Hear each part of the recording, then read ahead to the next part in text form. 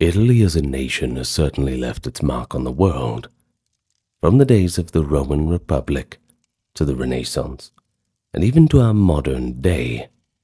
No study of history is complete without a big pile of books about Italians.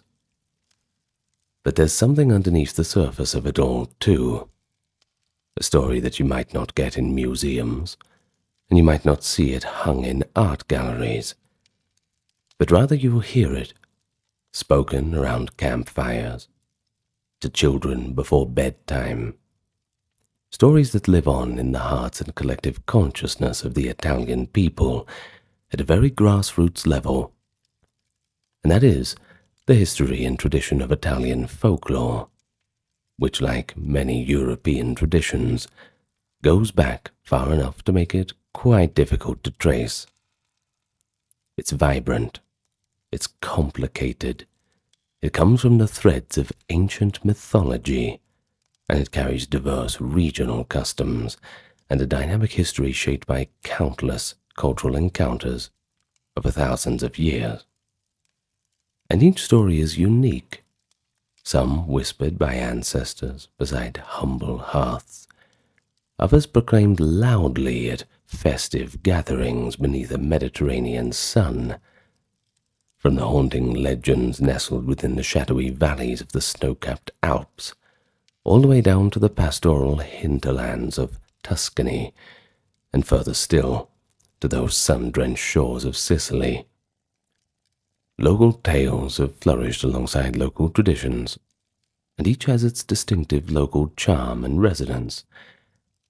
And so today, we continue our series on our folklore guides for all nations and peoples. Today we're doing Italy. I hope you enjoy. And before we begin, let me welcome you to the channel. It's good to see you if you're new here. And if you're coming back, good to see you again. I hope you're enjoying following along with the playlists. This video, like all videos on this channel, everything within the playlists, is 100% ad-free. You will not get any interruptions, and this is because we are supported by those on Patreon, YouTube members, those who check out the merch store, and the occasional donation through PayPal and Super Thanks. But the best way to help us is to like, comment, subscribe, and spread the word. Sharing on social media is a huge help to this channel, so I thank you in advance. And now, with all that being said, let's begin our exploration into the folklore of Italy. And of course, when we say Italy, we can't just use a broad brush. There's a lot of regional diversity, and that is mirrored in its folklore. Each area is often shaped by different historical influences. This could be Latin, Germanic, Greek, even Arab in some places, and more. And with that comes unique tales and traditions. Let's head up to the north, Alpine and Padana, that is the Po Valley. Their lore abounds with fairies, sprites, and witches endemic to those landscapes. For instance, the Alpine regions speak of the Anguana, a freshwater nymph said to dwell in mountain springs and waterfalls of Veneto, Trentino, and Friuli. She is often depicted as a beautiful yet elusive woman, an aquatic fairy who can bring blessings or mischief. And then there's the Buffardello of Garfanana in Tuscany, a prankster sprite believed to tangle horses' manes and play tricks once the sun goes down. Over in Lombardy, there's whispers of a tiny hairy goblin of the woods. And in Piedmont, witch-like figures called the Masche are said to roam, wise women or sorceresses in folk belief.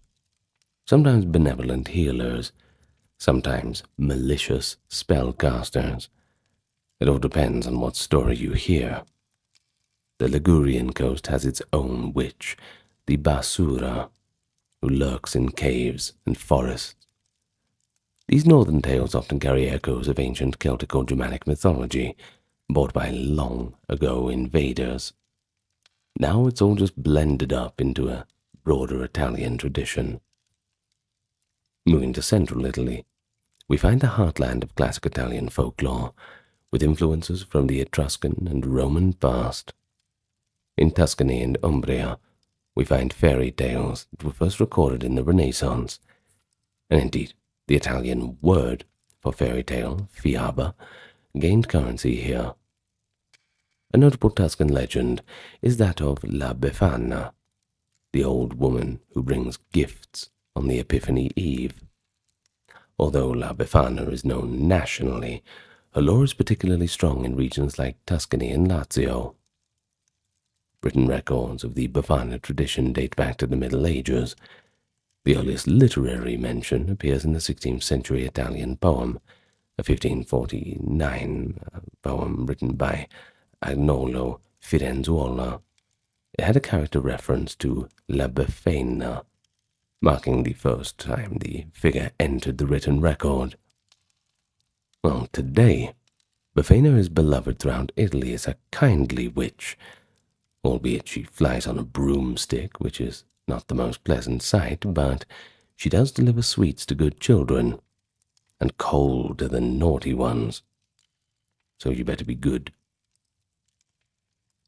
Well, we'll go into her story a little bit deeper later, but her roots in central Italy's Epiphany festivities are a prime example of how Christian and pre-Christian motives merged in folklore. Central Italy's countryside also harbors a wealth of domestic spirits. In the Marche, Lazio, and Abruzzo regions, households used to make room for the Mazzamurello, a house goblin known for knocking or moving objects unseen. This creature is akin to an Irish leprechaun or perhaps an English brownie. It could be friendly if respected, but if offended could be quite troublesome. The very city of Rome has its legends of hidden inhabitants. Some Romans spoke of La Serpe Regina, a mystical snake queen living under the city. Iscari Cabascio, a mischievous little elf, too. They had problems with them from time to time. Every locale added its own twist, reflecting the concerns of everyday life in villages, whether guarding the hearth or ensuring the farm's fertility, or even just warning children to behave. And then in southern Italy and the islands, folklore takes on a sometimes more passionate and supernatural character, colored by Greco-Roman, Spanish, and Arab influences. Naples in Campania has become one of the richest folk cultures. Here dwells the famous household spirit, Abella Umbriana, often envisioned as a beautiful woman who is the soul of the home. The Bella Umbriana is revered as a benevolent presence. Neapolitan tradition holds that she brings good fortune to a well-kept, welcoming house. But she must never feel slighted. Families would leave a chair or place at the table for her out of respect, and one must never speak ill of one's dwelling or contemplate moving to a new home while inside, lest the Bella Umbriana take offense and withdraw her protection. This fascinating belief may hide vestiges of the Roman lar familiaris, the household guardian spirit. Scholars have noted that the Bella Umbriana's role as a guardian of the home is a pretty close parallel to the descriptions of the lar familiaris in ancient Rome. That is, of course, an ancient spirit who watches over the family's fortune, but can turn wrathful if neglected. A pretty common folklore motive. In Naples, another well-known sprite is the Monaciello, the little monk, a short-hooded figure in monk's robes said to lurk in older houses. And according to law, the Monaciello guards hidden treasures and may reward or even punish the inhabitants. He's friendly to those who treat him well, but prone to pinch or mislead those who earn his ire. Legends say the Monaciello's appearance, a squat man dressed like a monk, as we said, traces back to a real 15th century person. A dwarf, actually. who apparently was spurned by his lover, and after death couldn't move on, becoming a mischievous spirit. But the figure also resonates with broader European folklore of house elves and hidden helpers. If you've watched the other videos, you'll know what I mean. Of course, southern Italy has long been considered the land of witches and spirits in popular imagination. The town of Benevento, inland in Campania, became especially famous for its witches, which are called gianare in local dialect. The legend of the witches of Benevento holds that this town was a gathering site for witches all over Italy. Tales going back to at least the 1200s claimed that witches met under a sacred walnut tree on the banks of the Sabato River. This belief likely syncretizes multiple historical layers. You see, going back to the 7th century, Benevento was a Lombard duchy, where, according to chroniclers, pagan Lombard rituals were indeed performed under a holy tree. The Lombards, who were a Germanic people, supposedly worshipped a sacred viper, and of course the sacred tree along with it. One rite involving cavorting on horseback around a tree hung with a goat skin, a practice that Christian locals found, well, quite distasteful. A bishop, St. Barbatus, cut down the walnut tree around 663 when converting the Lombards, or so the legend says.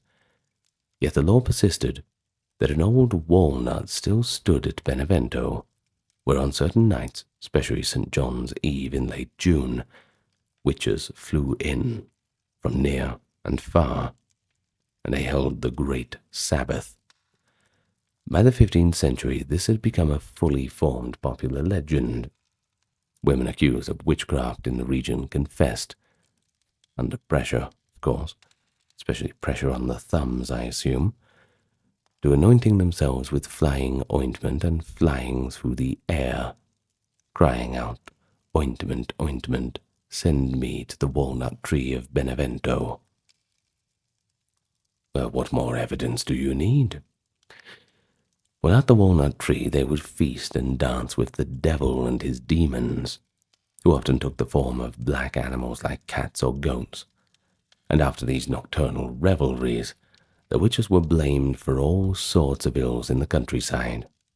Storms, sick livestock, mysteriously braided horse manes, that's pretty evil. Even missing or ailing infants. Well, notably, people adopted specific countermeasures against the feared witches. One would leave a broom or sprinkle salt on the threshold, because a witch entering the house would be compelled to stop and count every straw or grain, a bit of sympathetic magic hoping the counting would delay her until sunrise. Even a common saying in Campania reflects this law. If someone mentions witches, another one might quip, "Today is Saturday." A subtle ward against evil, since Saturday was thought to be when a witches would lose power or perhaps rest. But all these elements show how deeply the Benevento walnut myth penetrated local culture. It originated from genuine pagan rites and was later colored by medieval demonology, leaving an enduring mark on Italian folklore and even literature and opera. The theme of the Witches of Benevento appears in works by authors like Carlo Gozzi in musical compositions. Well, further south in Puglia, one finds a very different sort of folk phenomenon, tarantism, the infamous dancing sickness. Centered around the town of Taranto, from which the term tarantula comes from, by the way, tarantism was a form of hysteric affliction attributed to the bite of a local wolf spider. This belief dates back to at least the 11th century. By the 16th and 17th century, it was common in Apulia, Basilicata, and Calabria for people, especially women, to fall into a trance of dancing, convulsions, and emotional outbursts, ostensibly as the result of spider venom. Well, folk belief insisted that the only cure for the tarantula's bite was music and dance. Victims, called tarantate, would be subjected to hours of frenzied dancings to specific tunes, collectively known as the tarantella, until they collapsed in exhaustion, which was thought to expel the poison or the possessing spirit. But in reality, scholars now view tarantism as a culturally shaped psychosomatic illness or ecstatic ritual, an outlet for repressed stress, perhaps given ritual form. Historical depictions are quite vivid. One 17th century account by the Jesuit polymath Athanasius Kircher included musical notation for tarantella tunes, describing how different melodies or colors would provoke a therapeutic response in the afflicted. Another exhaustive treatise by Francesco Cancellieri in 1810 compiled reports of tarantism, including the testimony that in June of 1693 a doctor in Naples deliberately let himself be bitten by tarantulas to test the cure. He did not fall into dance mania, however, casting doubt on the literal venom theory. Still, that's a pretty brave experiment. I don't think you'd find me doing that. Well, Cancellieri conceded that the illness, if we're going to call it that, seemed tied to a locale and psychology as much as to spiders, and he documents how victims would exhibit symptoms like crying, laughter, trembling, and fainting, only to be revived by the sound of music. Even into the 20th century, the ritual survived in Salento, that is in southern Apulia, as part of the feast of Saints Peter and Paul in late June, where the tarantati would come to the chapel of St. Paul in Galatina to dance and seek healing. Modern scholars like Ernesto de Martino, who wrote La Terra del Rimorso in 1961 on this topic, by the way, interpret tarantism as a cathartic ritual of folk psychiatry, wrapped up in a symbolism of religion. St. Paul, the patron of the tarantati, that is, and also a little bit of music for fun. Today, while no one really believes in the literal venomous tarantula bite causing madness, the tarantella music and dance remain a celebrated part of southern Italian folklore, performed at festivals celebrating this intriguing historical phenomenon. And everyone knows the tune of tarantella, of course. You know it. Don't make me do the whole thing. Well, if we look at Sicily, too, things are quite unique. It's the largest island. Folklore bears traces of the many civilizations that ruled it, too, the Greeks, the Arabs, the Romans, Normans. Sicilian folk tales, collected by a 19th century folklorist, Giuseppe Pitre, reveal a world of saints, spirits, and fantastic creatures.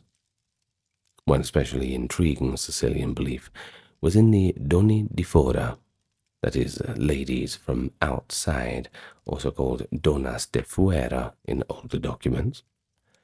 According to folklore, these were magical women who were part witches, part fairies. Unlike the sinister witches of the mainland lore, however, the donne di fora in Sicilian tradition were often seen as elegant, otherworldly beings who flew out at night in spirit to attend fairy gatherings. During the 16th and 17th centuries, the Sicilian Inquisition recorded multiple cases where women claimed, perhaps under duress, perhaps sincerely in trance states, that their souls left their bodies during sleep to join the fairy court of a mystical queen, sometimes called Signora Oriente or Queen Diana, at nightly dances. And notably, these revelries were said to occur on St. John's Eve, June 23rd, the same date associated with the Benevento's witches.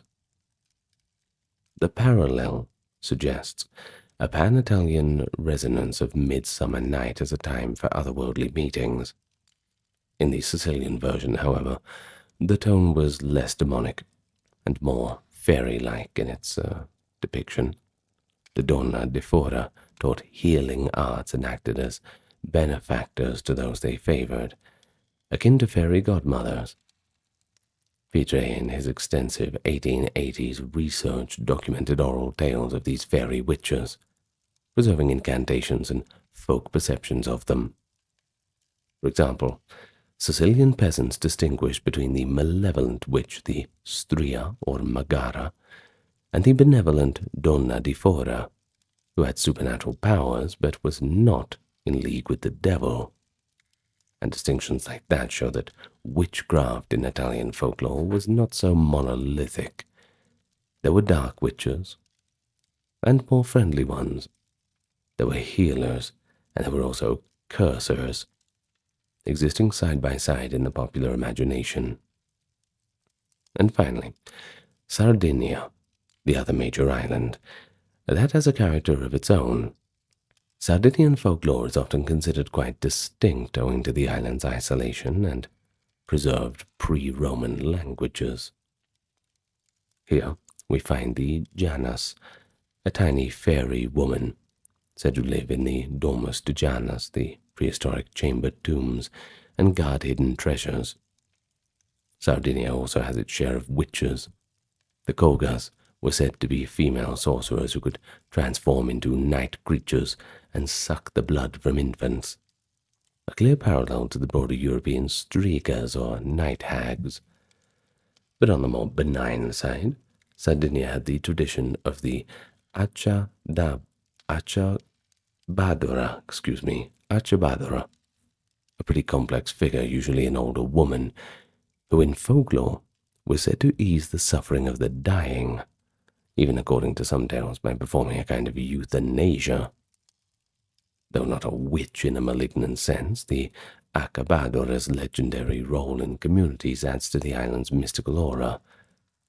During Carnival in Barbagia, central Sardinia, one can witness the haunting costumes of the Mamodones and the Isadores of Mamoyada. That is, dark, bestial figures wearing black masks and bells, dancing in age-old ceremonies that likely trace back to the proprietary rites of the new year. Dramatic folk rituals. These blur the lines between humans and animistic spirits, and they certainly offer a glimpse into the ancient stratum of agrarian magic. And speaking of magic, that's what we're going to move on to talk about now. You see, it's always walked hand in hand with religion and medicine in old Italian folklore. And for ordinary people throughout history, the boundaries between a prayer, a spell, and a remedy were often pretty fluid. Folk medicine relied on a mix of herbal knowledge, ritual actions, and the spoken word, blessings, incantations, and so on, or to cure ailments and ward off harm. Of course, Italy's deeply Catholic culture is there too, but it didn't completely eliminate the older beliefs. Instead, there was kind of a compromise. Saints, masses, and rosaries were often incorporated into folk magic practices, and that produces a pretty fascinating syncretism. One pervasive belief is in the Malocchio, the evil eye. The evil eye concept is an ancient and pan-Mediterranean one. It's the idea that envy or ill will can be projected through a glance, causing misfortune or illness to the unwitting victim. In Italy, even today, people speak of being struck with malocchio when suffering a string of bad luck or perhaps just unexpected maladies. The traditional diagnostic test is pretty simple too. Drop olive oil into a dish of water. If the oil spreads out or breaks into droplets, it indicates the presence of the evil eye. Well, at that point, a ritual cure is performed, usually by someone, often a grandmother or an older healer. You know, the old lady who lives on the fringes of the village, that kind of thing. She's been taught in the secret prayers to lift the malocchio. Now, the ritual can of course vary by region, but a common version involves making the sign of the cross, murmuring a formula while cutting the sign of the cross into water with scissors, and dropping salt or pinches of oil 3 times. And then, of course, there is the counter charm, calling on God and the Virgin Mary to break the curse, and invoking each day of the Holy Week to crack the evil eye's power. This blend of sacred and folk elements shows how Catholicism merged with magic in everyday practice. Certainly would have raised a few eyebrows in some church officials, but, well, compromises have to be made. Notably, the ability to cure Malocchio is often said to be passed down on Christmas Eve. Only on that night can one truly know the ritual to teach it to another. It's according to tradition. To avert the evil eye altogether, Italians have long relied on amulets. The most famous is the little red corno or horn charm, often made of coral or red gold, worn as a necklace or hung in homes.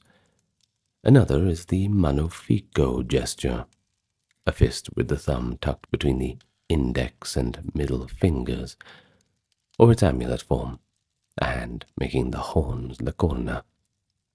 These symbols in fact date back to ancient Rome, by the way. The phallic fascinus charm was described by Pliny the Elder as a healer against envy and the evil eye. The cornicello horn was essentially a stylized phallus, echoing those ancient fascinum amulets which were believed to ward off the malign influence. Thus, an Italian businessman hanging a red horn in his car today, or a grandmother pinning a coral horn to her newborn grandchild's blanket, they're unknowingly continuing a protective tradition over 2,000 years old. Or perhaps they do know. It depends who you ask. But aside from the evil eye, Italians have cultivated a host of charms. They call them scongiuri, and folk remedies along with them for various troubles. If a child has a high fever or crying fits, a village healer, often a woman, might perform a simple ritual, tying a red ribbon or a blessed medal around the child's wrist or burning a pit of palm from Palm Sunday, and fumigating the child with the smoke while reciting a prayer. For fright or insomnia, one might place an image of St. Anthony Abate under the pillow or invoke Santa Lucia.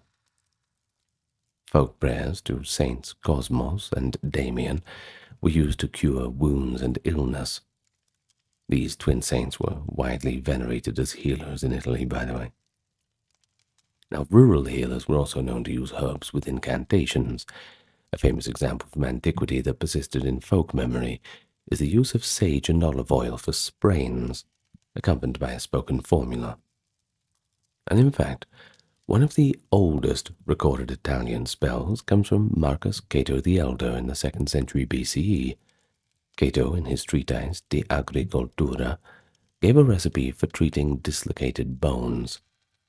He advises the farmer to take a green reed, split it, have 2 men hold it against the dislocation, and then chant a seemingly nonsensical incantation until the halves of the reed meet, and then cut them and tie them around the injured limb.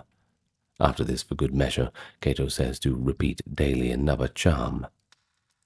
Well, the magical words, which are just basically nonsensical Latin, likely fragments of older Italic language or merely evocative sounds, were meant to knit bone and sinew.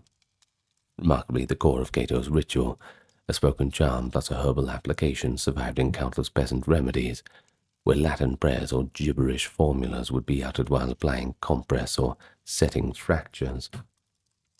Even in the 20th century, ethnographers recorded Italian peasants who could neither read or write, nevertheless reciting Latin prayers learned orally as part of healing rites, even though they didn't fully understand the words, but they certainly believed in their power.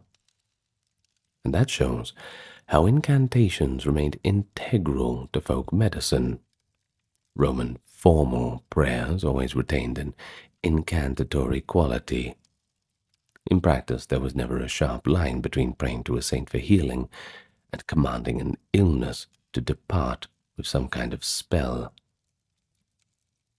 A notable category of Italian folk healers is the segnatore, literally the sign maker. This is a person, often a elderly lay woman, who heals by making the sign of the cross or other symbolic marks over the afflicted person while murmuring special prayers. The segnatura can be used to stop bleeding, to cure headaches, remove the evil eye, and even calm storms or wildfires according to the law. These secret prayers are often passed down through family lines and are guarded quite carefully. But recent scholarship has even characterized these practices as a form of local shamanism blended with Catholicism, which, together at last. In any case, it has been described, this segnature, as an indigenous Italian tradition, one of spiritual healing where ancient pre-Christian gestures and beliefs have been seamlessly combined with this Christian devotion. A segnatrice might, for instance, quietly recite an invocation to the Holy Trinity and the Virgin while using her hand to, quote, cut through the air above, or above a wound, rather, to pull out the illness, kind of ritually enacting the removal of harm, a kind of drawing out of this malady. And to an outside observer, it looks like a simple blessing, but within the community, it's known that the practitioner has the gift to heal, a gift often believed to be conferred at birth or through a near-death experience. In tandem with these benevolent magic workers, of course, are the feared strega, the witches, who practice maleficio, that is, maleficium, harmful magic in folk belief. The line between a healer and a witch is another ambiguous area. Often the same woman might be sought for a cure and suspected of causing an illness. Throughout rural Italy, it was quite common for people to believe that some individuals could cast spells out of spite, known as fatture, from the old word fare, to make or do. These spells could blight crops, dry up a cow's milk, or torment an enemy with mysterious pain. One classic fattura involved making a puppet, that is a doll, or taking a personal item of the target and burying it under the threshold or in a cemetery while reciting a curse. If a family suspected they were victims of a witch's fattura, then they would call in a priest, or perhaps a trusted folk healer, to break it. I suppose whoever was closest at the time, depends on the family's personal beliefs. Well, methods for breaking a curse included burning certain herbs, like incense, rue, St. John's wort, and passing the smoke around the person or house, or dropping molten lead or wax into the water to scry the form of the curse and dispel it. Some of these practices actually continued well into the 1900s in isolated communities, but you won't find it too much now. Maybe if you ask some elderly people, they'd be able to tell you. Who knows? There's a research project for you. Well, one cannot discuss Italian folk magic without mentioning Aradia, once again a figure that kind of sits between modern myth and folklore. In 1899, the American folklorist Charles Godfrey Leland published Aradia, or the Gospel of the Witches, claiming it was a sacred text of an underground Tuscan witch tradition. According to Leland's account, which he said was given to him by a Florentine fortune-teller named Maddalena, Aradia was the daughter of the goddess Diana, and came to Earth to teach the poor the arts of witchcraft to resist their oppressors. The authenticity of Leland's text has been quite debated. Many scholars suspect it was partly his own construction, built on fragments of Italian folklore. After all, selling books, could make money doing that. The best side hustle of 1899, I suppose. Nonetheless, Aradia became hugely influential, especially later for neo-pagan and Wiccan movements, as it painted an enticing picture of an Italian pagan witch religion that survived throughout the centuries.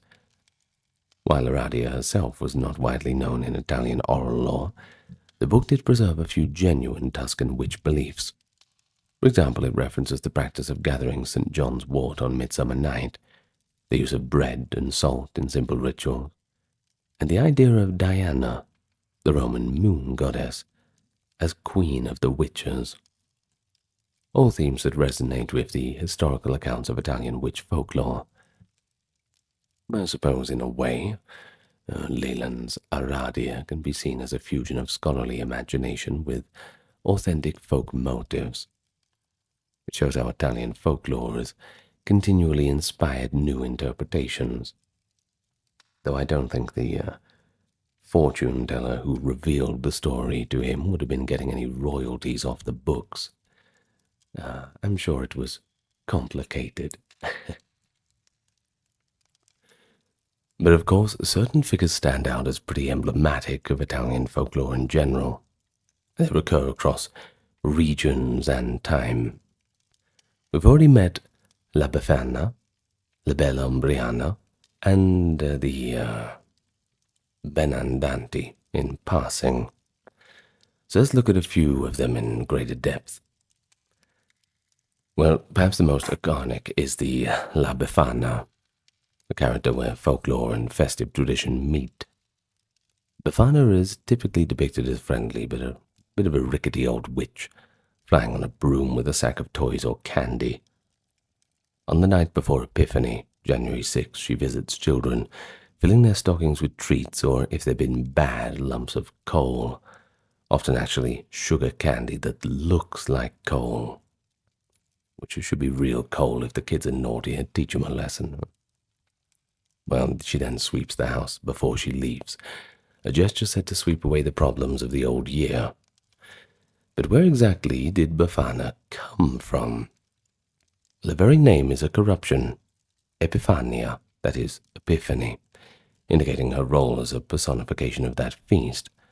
But many folklorists sense some older layers beneath. Some believe Befana is a Christianized version of a pre-Christian goddess figure. An old interpretation by antiquarian John B. Blunt in 1823 explicitly identified Befana with the ancient Roman goddess Strenia, or Strenua, who presided over New Year and gift-giving. Well, Blunt noted that Strenia's gifts, his figs, dates, honey, were similar to Befana's sweets, and that early Christians tried hard to suppress the noisy and bawdy New Year's revels dedicated to Strenia.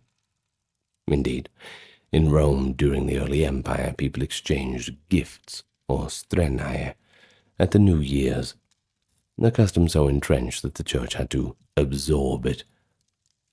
Befana's character as an old woman carrying gifts on the 12th night seems a continuation of this New Year gift-giver archetype, blended with the witch-like appearance that medieval imagination gave to many old pagan figures. And of course, we have Jacob Grimm, of course the famed folklorist, sure you know. He argued that Befana and her alpine equivalent, Perchta, could not be more personifications of a date on the calendar.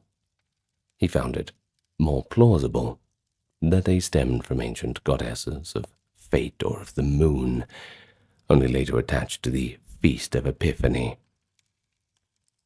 One Italian legend frames Befana within a Christian narrative. The three magi en route to the baby Jesus supposedly stopped at Befana's hut to ask for directions. The busy old woman initially declined to join their journey, but then had a change of heart, tried to catch up, but couldn't. So each year she continues to her search for the child Christ, giving gifts to sleeping children, in case one of them might be Jesus.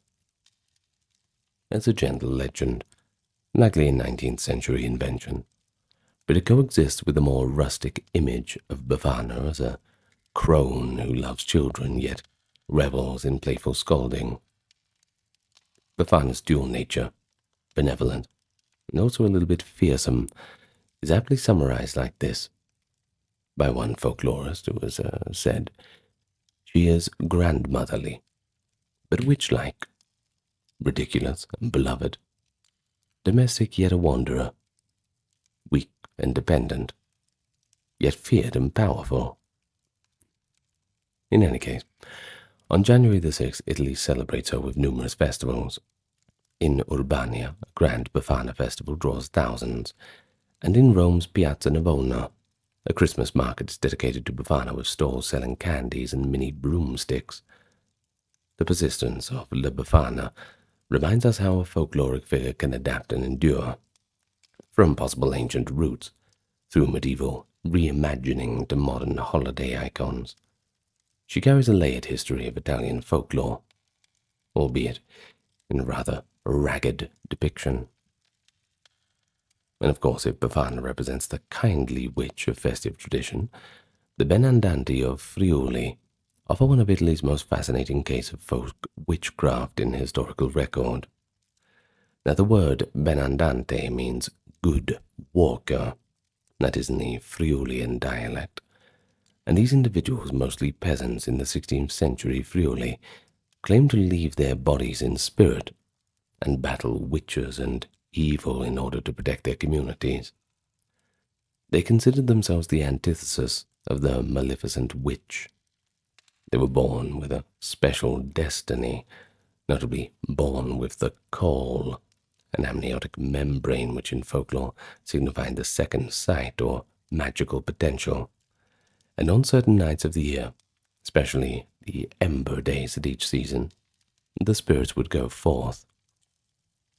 As one Benandante told inquisitors, people say that the Benandanti are those who are born with the caul, and since they are born with the caul, they are bound to leave their bodies in spirit 4 times a year to go to the field of Josaphat to fight against the witches.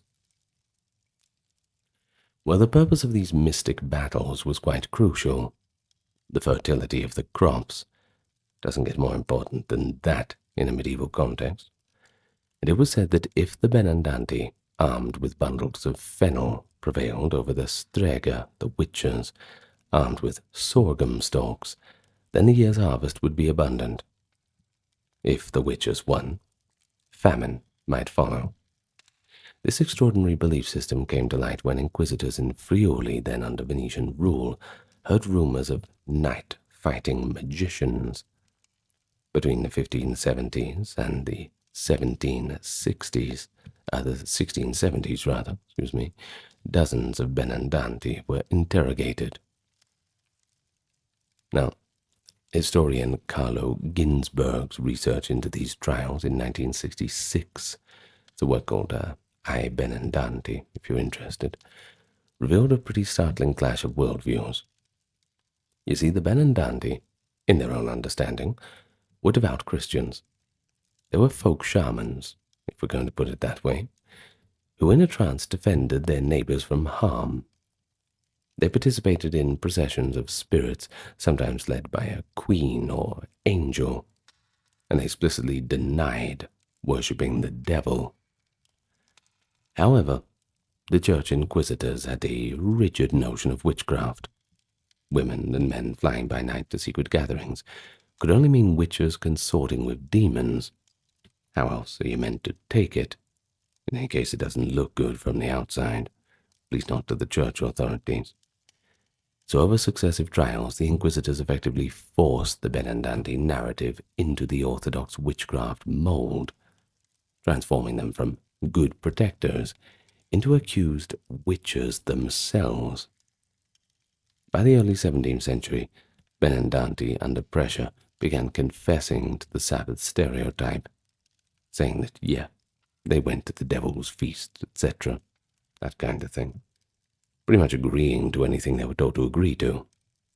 And the unique elements of their earlier testimonies began to fade away. Ginsburg and subsequent scholars have argued that the Benandanti phenomenon was likely a remnant of pre-Christian fertility cults or shamanic visionary traditions in Europe.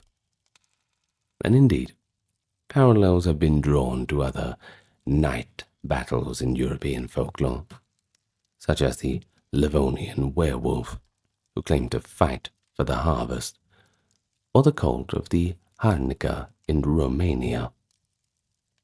The case of the Benandanti shows a key point in evaluating folklore, and that is this, that context matters. In their local rural context, Benandanti were respected. Sometimes they were even feared. They were specialists with a supernatural calling that actually had mainly a benefit to society, really. Well, in the context of the learned witch hunters, they were aberrations to be reinterpreted or eradicated, a relic of the old world that had to be swept away. But today the Benandanti have gained a kind of fame.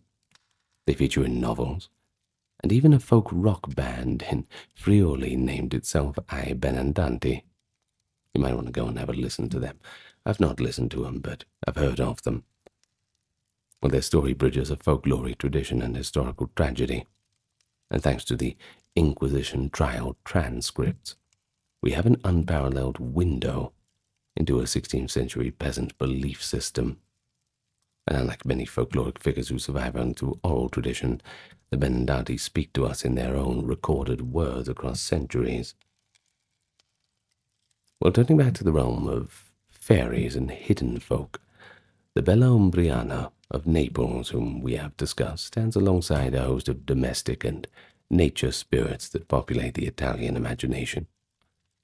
In the Po Valley and Alpine foothills, for instance, farmers told of the Sylvan or Salvan, a wild man of the woods akin to a satyr or a faun, who could be benevolent if appeased, helping lost travelers, guarding flocks, that kind of thing, but of course dangerous if offended. It's only fair. Just don't be rude, right? Simple manners. In rural Veneto, legends of the Anguane, that is the water nymphs, persisted. Beautiful maidens who washed their clothes in streams by moonlight and sometimes lured unlucky men to their enchanted mountain realms. Central Italy had tales of the lupo manaro, the werewolf. Of course, lupo, lupus, meaning wolf, this kind of thing. Often a man cursed to roam as a wolf under the full moon. And indeed, Italy shares the pan-European werewolf lore. A famous literary depiction appears in a first-century Roman novel. Petronius's Satyricon tells of the story of Niceros, who witnessed a friend turn into a wolf by a Capuan road, one of the earliest werewolf stories in European literature. I'm sure I mentioned it in my werewolf folklore video. If you've watched it, perhaps that's next on your list. I'd recommend it. Well, stories like that continued in Italian oral lore, and often explain how to cure a werewolf too. For example, by calling him by his Christian name 3 times, or making the sign of the cross. In Sicily, as mentioned, people distinguish between the terrifying Stria, a witch, or even a vampire-like hag, and the benign Donne de Fuora. In Calabria and Basilicata, the Monachicchio is a playful, childlike spirit, sometimes the soul of an unbaptized infant, who wears a little red cap, and he will reward anyone who can steal his cap by leading them to treasure. Well, but if annoyed, he sits on the sleeper's chest and causes nightmares. This is remarkably similar to the English nightmare fairy or the German Albdruck. So we see Italian folklore is not isolated anyway. It resonates with broader European patterns while retaining a distinctive Italian flavor. Now, here's a lesser-known figure outside Italy, but still looms large in the Italian imagination. That is Gianare, the witches of Campania, especially Benevento, we explored earlier. Now, the term Gianara likely comes from Diana, goddess of the moon, or from Iaunua, the door, referencing how they slip under doors. Gianare were typically depicted as solitary village women, who at night became airborne witches. Well, many folklore practices exist to thwart them, and they are recorded. For example, if a baby was born, one might immediately seek to protect it from any jealous genara by hanging garlic and chili peppers, the classic Italian amulet against evil, near the cradle, or by placing an iron object. Iron repels fairies and witches in folklore, that is. Oral accounts, even into the 20th century in rural Campania, spoke of knots in the horse's mane being a sign that a genara rode the horse at night. But finally, we should mention the role of saints and religious figures in folklore. Although saints belong to church canon, and that's a little bit different, in folk belief they often act much like mythic heroes or even deities of specific domains. For instance, St. Nicholas in coastal regions such as Puglia was invoked much like Poseidon to calm storms at sea. St. Anthony of Padua took on a role similar to a household protector. And there's a saying, too. St. Anthony with the white beard helped me find what I have lost, showing how he became a patron of lost things, a perhaps originally pagan household luck-bringer turned into a Christian saint. And then we have St. Lucy, Santa Lucia, whose December 13th feast once coincided with the winter solstice.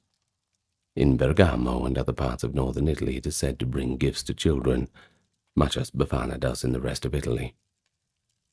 In this, we might detect an echo of pre-Christian solstice traditions, Christianized via a saint's day. The Virgin Mary and the Archangel Michael also features in countless charms and legends as powerful protectors against demons and witches, effectively taking up the mantle of the Mother Goddess, and a celestial folk hero, too, in the folk consciousness. Well, as we've seen, there's quite a few cultural layers, and when we look through them and kind of peel them apart, we gain a bit of insight into how certain beliefs and figures emerged. Of course, many folkloric elements can be traced back to ancient Roman religion and mythology. The Romans themselves had a rich set of household and rustic spirits, the Lares and Penates, guardian spirits of home and pantry, the genius loci, spirit of place, and a myriad of minor deities, or numina, for every field, river, or crossroad. So when we hear of the Bella Umbriana resembling a lar, or peasants leaving food out for the house spirits, we're likely witnessing what is actually a continuation of the ancient practices, but this time they just got new names. That fascination with the evil eye is directly inherited from antiquity. The Latin word fascinum meant both evil eye and a charm against it. Pliny the Elder in the 1st century A.D. describes how nursing children were given phallic amulets to protect them from envy, and how generals parading in triumphs had a fascinous charm hung under their chariot lest spectators envy thwart their success. Even the gesture of mano ficca, hand with the thumb between the fingers, is attested in ancient Roman mosaics as an apotropaic sign. Thus, contemporary Italian superstitions about Malocchio aren't mere medieval fancy, but they stem from Rome, perhaps even beyond to Greece and the Near East, where the belief is equally told. Once again, it's hard to really get to trace the roots of where it really comes from. But another ancient current is the legacy of the Roman witch in literature and lore. The image of the striga, or maga, a sorceress who flies by night, concocts potions, and can blight or seduce, appears in classical texts. Horace's Epodes portray Canidia, a terrifying witch brewing a love spell out of vile ingredients, and even burying a boy up to his neck to starve him, so his liver filled with despair might make a potent love charm. Lucan's Pharsalia similarly has the witch Ericto in Thessaly, raising the dead on the battlefield. Such literary witches set the template that later ages would apply to real witches, or at least alleged real witches. At the very word strega, Italian for witch, comes from the Latin strix, a night bird that in myth drank blood.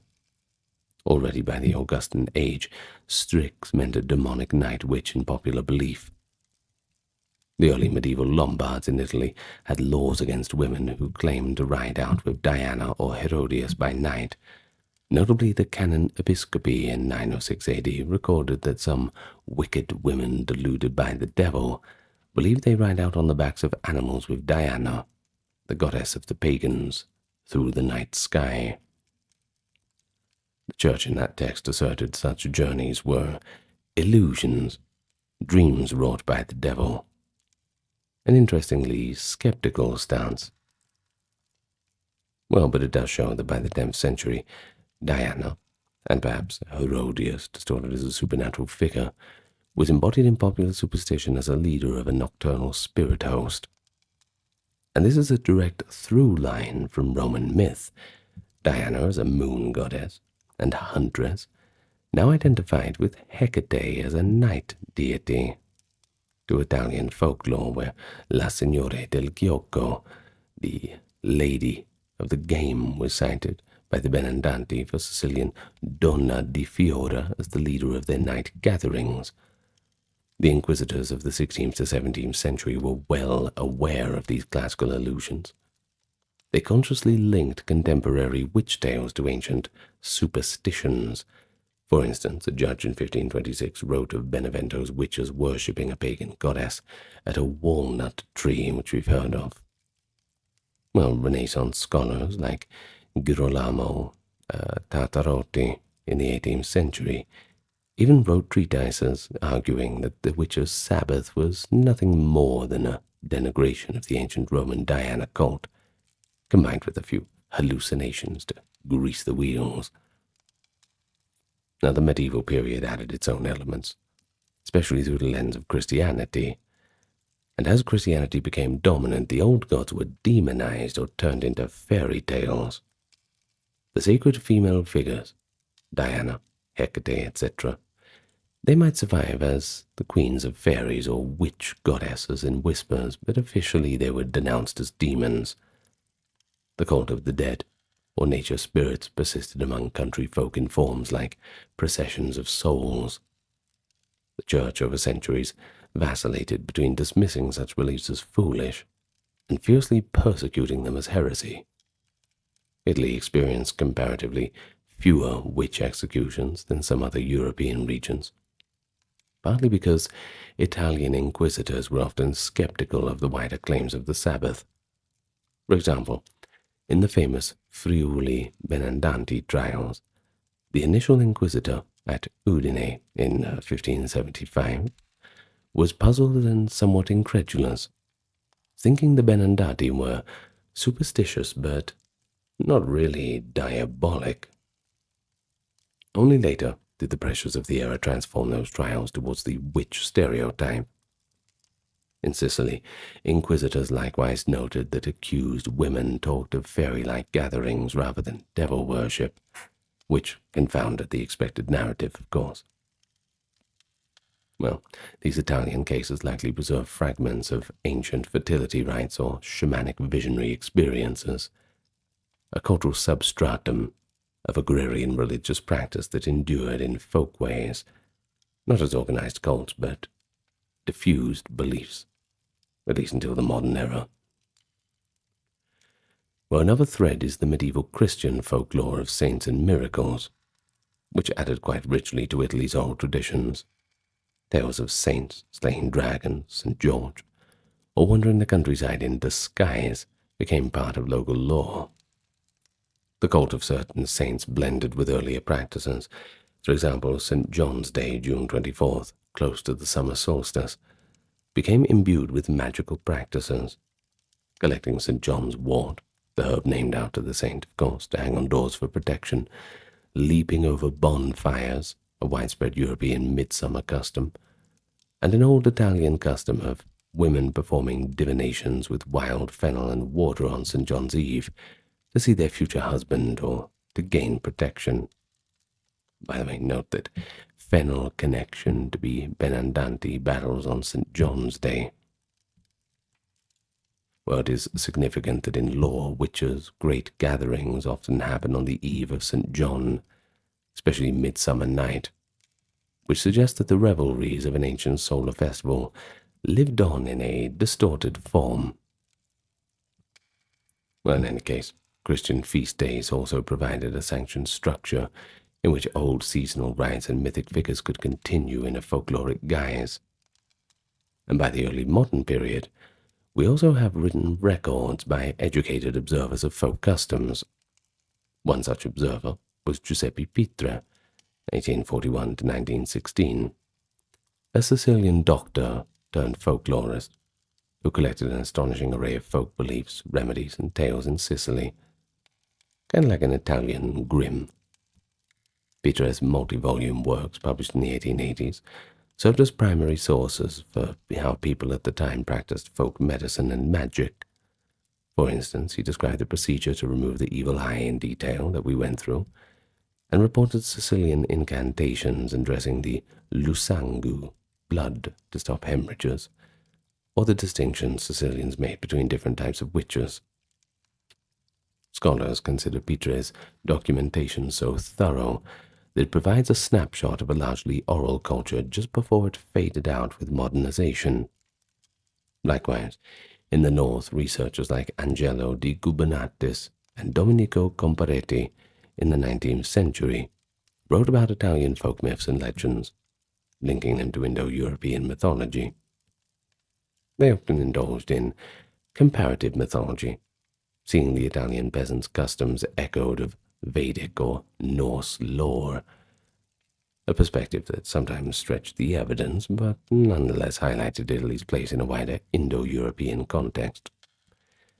And to illustrate this continuity, consider the Parentalia, an ancient Roman festival in February, when families honored their dead ancestors with an empty chair at the table and offerings of salt and bread. The Il Regno account we saw noted the Neapolitans once sat an empty chair at the table for Bella Umbriana, and it likened this to the Roman Parentalia tradition of the empty chair for the ancestral spirit. Of course, the church later moved a feast of St. Peter's chair to February 22nd, the end of Parentalia, almost as if to Christianize that symbol of the empty chair. Well, such through lines certainly show how ancient practices were not so much erased, but rather just repurposed. The benevolent household ghost became the Bella Umbriana. The offering to Lares became leaving a bit of food for the Befana or the families dead on certain nights. The primal fear of nocturnal demons became stories of flying witches or nightmare. So really, the historical strata include prehistoric and Roman roots, medieval syncretism, early modern documentation, and of course, a modern resurgence, 19th century folklore collectors, and the 20th to 21st century neo-pagans and anthropologists reviving or reinterpreting the lore. But through it all, the core concerns remain remarkably consistent: protection, prosperity, health, and understanding the unknown. Folklore provided answers where official doctrine or empirical knowledge just couldn't quite suffice. If a cow fell ill, a priest could pray, but a peasant might also quietly seek out a woman who knew the old ways to lift a possible curse. If a child recovered from a sickness, thanksgiving might be given to both St. Francis, but also to the wise nonna who applied her herbal poultice and secret prayer, a duality that is the hallmark of Italian folk culture. Devoutly Christian on the surface, but with an undercurrent of older belief that surfaces whenever times need it. And so there we have it. Italian folklore, that living dialogue between the past and the present. I hope you enjoyed it. More European folklore to come up soon. Seems we've finished the British Isles. We've also done East Asian folklore, but Southeast Asian and Central Asian and South Asian folklore we're not quite done with yet. We will, of course, get to them. But, yeah, thank you for listening. Hope you're enjoying the series. Let me thank my top-tier patrons. Kimberly, Christine, Sally, Ember, Susan. Susan requested that I make her name extra long. Cameron, Gary, Charlene, Linteries, Katiana, Nicholas, Ulfednir, Alexander, Charles, Christine, Dr. Nerona, Darren, Jaden, Jim, Jeffrey, Jessica, Madeline, Melissa, Orthodox Review, Scott, Shell, Wendy, Josie, Sarah, Ryan, Thor, Cameron, Stephen, Kevin, HMSHH, Crystal, Talbury, Anthony, Lucy, Brandon, Gugu Bubonic, Nicholas, Craig, Neftis, Alexander, Gokhan, Dorsey, Venita, Claire, Courtesy, Carol, Robert, Mary, Bridget, Nefertari, Yvette, Miss Mochi, 11, Allison, Free American, Jennifer, Brittany, David, Cody, Brian, Are You My Mum, Rhonda, Carrie, Cathy B, Lovely, Poma, Kevin, Marissa, Altazakin, Lucy, Julianne, Rosie, T. Velo, and Chris. Chris! Alright, okay. One of my best friends is called Chris. Yeah. Anyway, thank you so much for joining me today. Once again, another folklore video done and dusted. We're just gonna keep going for the rest of my life. Just making videos on YouTube, I think. If that's okay with you. And if you're still awake, why don't you leave a comment, huh? Yeah, because not many people stay awake all the way to the end. If you're using this to sleep, I know a lot of people do. Anyway, lots of love to you all. Good night, everybody, and I'll see you next time. Farewell for now.